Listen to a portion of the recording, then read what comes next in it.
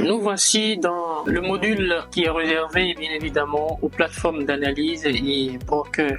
Alors avant de s'immiscer dans le vif du sujet, faut savoir que nous avons plusieurs types de représentation graphique. Nous avons la représentation en chandelier japonais, nous avons la représentation linéaire et nous avons la représentation en bâtonnet. C'est les trois grandes représentations graphiques que nous pouvons avoir. Il y en a plein, mais les trois grandes représentations les plus utilisées. Mais nous allons beaucoup plus utiliser la représentation en chandelier japonais. Il faut savoir que un chandelier japonais, c'est un ensemble de bougies japonaises. Et une bougie japonaise nous donne assez de précision. Raison pour laquelle on va s'intéresser à l'anatomie d'une bougie japonaise. Qui dit anatomie d'une bougie japonaise fait allusion à une bougie haussière ou à une bougie baissière. Une bougie haussière est généralement représentée par une bougie aux couleurs verte et une bougie baissière est représentée généralement par une bougie aux couleurs rouge. Alors, nous avons une bougie haussière. Cette bougie haussière que nous avons ici, on va l'interpréter. Vu que c'est une bougie haussière, la direction c'est du bas vers le haut. Oui. Alors, sur cette bougie, voici le prix d'ouverture. À l'ouverture de cette bougie, les vendeurs ont exercé une pression baissière sur la bougie en le ramenant au prix le plus bas. Au prix le plus bas, les acheteurs ont exercé une force haussière sur la bougie en le ramenant au prix le plus élevé. Au prix le plus élevé, les vendeurs ont repris contrôle en exerçant une force baissière sur la bougie au prix de clôture. Et la bougie est terminée haussière. Vous allez constater ici que la mèche qui est en bas, ce n'est rien d'autre que le rejet des acheteurs. Et la mèche qui est en haut, ce n'est rien d'autre que le rejet des vendeurs. Venons sur cette bougie baissière. Donc la direction c'est du haut vers le bas. Sur cette bougie baissière, à l'ouverture, les acheteurs ont exercé une force haussière sur cette bougie en le ramenant au prix le plus élevé.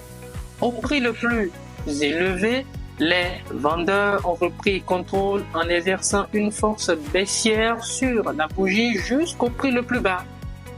Au prix le plus bas, les acheteurs ont repris contrôle en exerçant une force haussière sur la bougie jusqu'au prix de clôture. La mèche basse, ce n'est rien d'autre que le rejet des acheteurs. La mèche haute, ce n'est rien d'autre que le rejet des vendeurs. Ce que nous devons comprendre ici, c'est que une représentation en chandelier japonais qui n'est rien d'autre qu'un assemblage de bougies japonaises va nous donner beaucoup plus de précision sur la bougie. D'abord, la première précision, c'est la direction de la bougie à travers la couleur. Ça va nous donner le prix d'ouverture, ça nous donne également le prix de clôture, ça nous donne le prix le plus élevé et ça nous donne des informations sur le prix le plus bas. Raison pour laquelle, pour travailler sur le graphique, ou bien vous voyez beaucoup de traders qui n'utilisent que la représentation en chandelier japonais. C'est parce que les bougies japonaises donnent assez d'informations sur la bougie et cela vous permet de mieux interpréter le graphique comme cela se doit.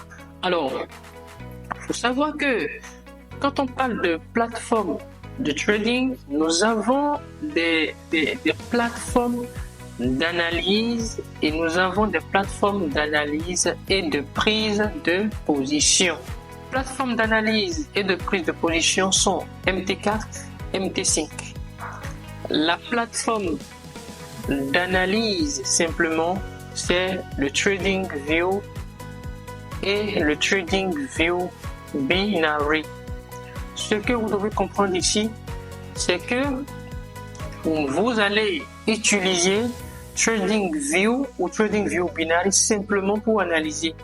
Et vous allez utiliser MT4 ou MT5 pour prendre position. Donc, si vous voulez également, vous pouvez utiliser MT4 ou MT5 pour prendre position, mais en principe, vous pouvez utiliser ces deux dernières plateformes-là, c'est-à-dire MT4 et MT5 pour prendre rien que position sur le marché.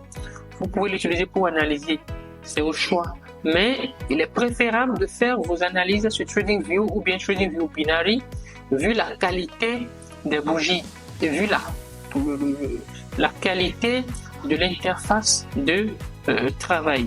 Alors, vu que nous parlons de plateforme d'analyse, on ne peut pas parler de plateforme d'analyse ou bien de prise de position sans faire allusion au broker. Parce que, comme on l'a dit dans le premier diapo, le broker, c'est votre intermédiaire entre vous et le marché. Et nous, en tant que trader particulier, on n'a pas assez de capital pour prendre position sur le marché, directement sur le marché. Donc, on va domicilier notre capital chez un broker. Et ce broker va nous permettre d'ouvrir des positions c'est-à-dire de prendre des risques plus que ce que nous avons en capital. C'est l'un des avantages du broker, ça.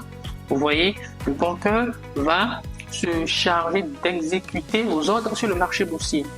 En dehors de ça, l'un des avantages du broker, c'est que vous pouvez prendre des positions plus que ce que vous avez en capital, ce qui n'est pas possible pour les banques classiques.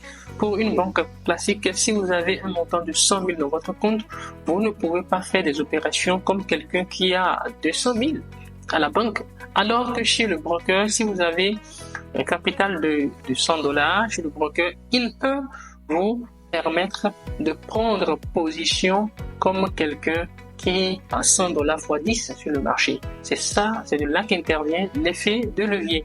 Et comme inconvénient pour le broker, c'est que le broker ne va pas assurer votre intermédiaire sur le marché gratuitement. Le broker sera rémunéré et cette rémunération varie d'un broker à un autre. Et cette rémunération peut être très élevée chez certains brokers, ce qui n'arrange pas les traders. Alors, outre cela, il y a également le fait que nous avons la cotation réelle et la cotation donnée. Qui dit cotation parle de l'affichage des prix par les apporteurs de liquidités, ceux qui font bouger le marché.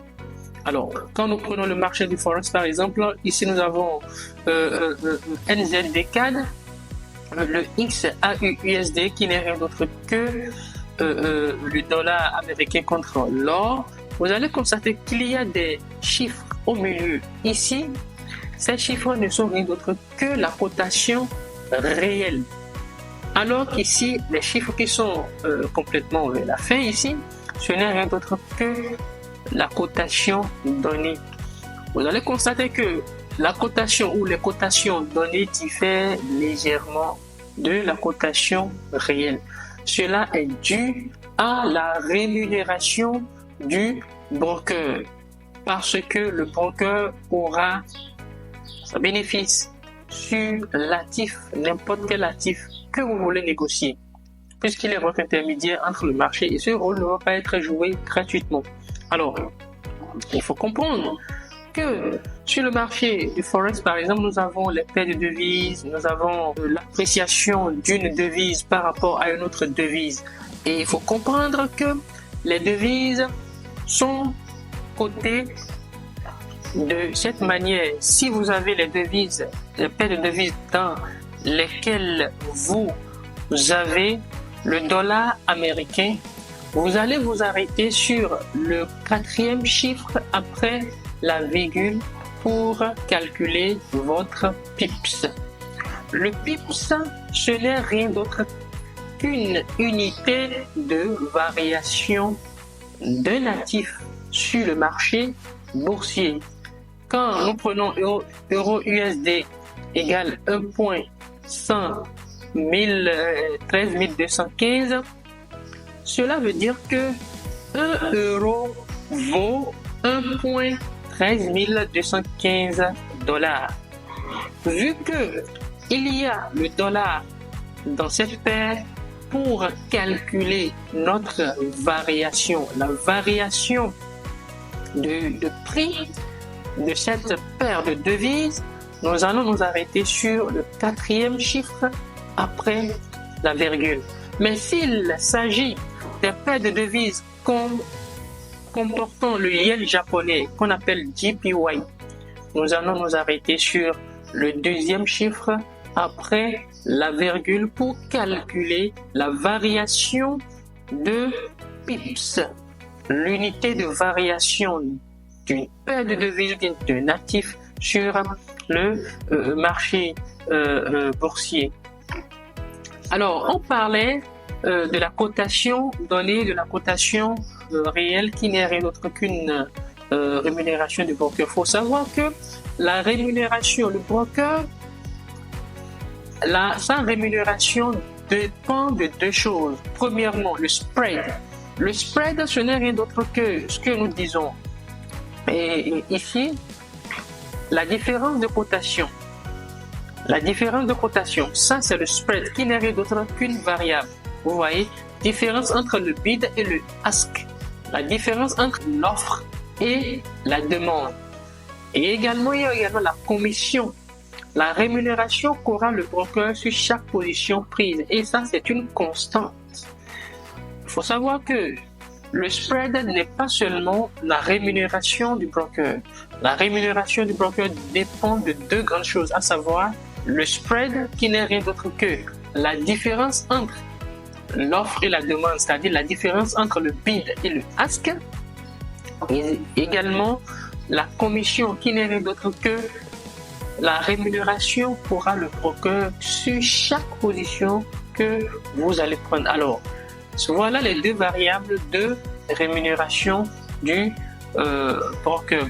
Et pour ce faire, vu que vous êtes appelé à prendre position sur le marché, vous devez connaître le lot. Le lot, ce n'est rien d'autre que ce que ça vous permettra de mettre en jeu une portion de votre capital. C'est-à-dire qu'en voulant prendre position sur n'importe quel actif sur le marché boursier, vous devriez prendre un risque qui sera proportionnel au capital que vous avez. Et ce lot est dépendant de trois choses. Premièrement, de votre capital, du pourcentage de risque que vous voulez prendre et également du stop loss. Le stop loss, c'est la perte, la limite de perte que vous vous êtes fixé et c'est en pips. Et on vient de dire maintenant que pour calculer le pips, si c'est les paires de devises comportant le dollar américain, nous allons nous arrêter sur le 4e chiffre après la virgule. Mais si c'est les paires de devises comportant le yen japonais, nous allons nous arrêter sur le 2e chiffre après la virgule. Alors, qui parle de plateforme d'analyse fait allusion aux différents outils que vous aurez à utiliser pour faire une analyse beaucoup plus facile sur le marché boursier. Et parmi tant d'autres outils que vous aurez à utiliser, nous avons les outils de prévision, les outils de traçage de zones, la boîte à GAN, nous avons les outils de ligne de tendance, les outils de retracement de Fibonacci et nous avons également les outils de traçage, les outils de ligne de tendance, etc. Alors, nous allons faire un tour sur TradingView pour que vous puissiez savoir comment se présente l'interface de cette plateforme d'analyse. Et puis après, nous allons montrer comment se créer et se connecter à son compteur de trading sur MT5, que ce soit sur votre ordinateur ou que ce soit sur votre téléphone portable. Outre cela, nous avons également les stop loss qui désignent ce que vous acceptez perdre si le marché se retournait contre vous, le take profit, le gain potentiel que peut avoir un trader. Nous avons des ordres limites, des ordres stop, nous avons des ordres les ordres limites et les ordres stop ne sont rien d'autre que des ordres en attente. Vous voyez, nous avons deux types de positions que vous pouvez prendre sur le marché. Ce sont des positions longues, qui veut dire achat, ou des positions short, qui veut dire vente. Ces deux outils ne sont rien d'autre que les outils de prévision. Et comme je le disais tantôt, on fera un tour respectueusement sur TradingView pour s'approprier de cette plateforme, et puis après sur MetaTrader 5, que ce soit sur votre téléphone portable ou sur votre ordinateur, pour s'approprier de ces outils de travail qui sont bien évidemment très importants pour toute personne voulant spéculer sur le marché boursier. Merci.